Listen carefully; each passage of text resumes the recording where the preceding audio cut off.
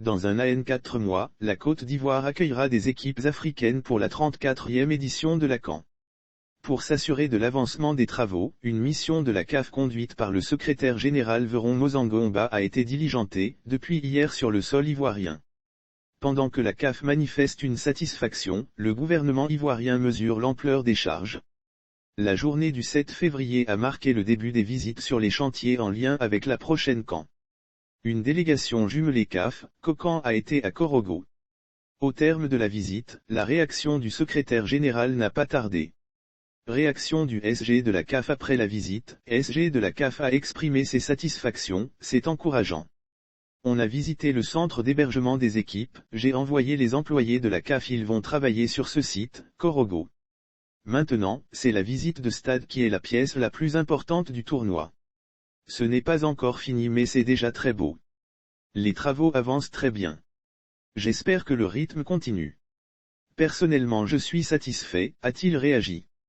Les travaux avancent très bien.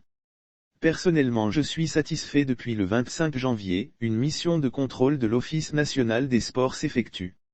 Du 24 janvier au 5 février 2022, Madame la directrice générale de l'Office national des sports, ONS, Cône Maria Mepsi-Oda, a effectué au titre de l'année 2022 sa première mission de suivi et de contrôle des infrastructures sportives et d'hébergement ainsi que les amener des réseaux primaires des infrastructures sportives dans les villes San Pedro, Yamoussoukro, Bouaké et Korogo, a informé l'ONS. L'ONS amplifie les contrôles. En septembre 2021, la CAF a mené des visites sur le stade de Yamoussoukro, qui, à la fin s'est soldé par l'insatisfaction.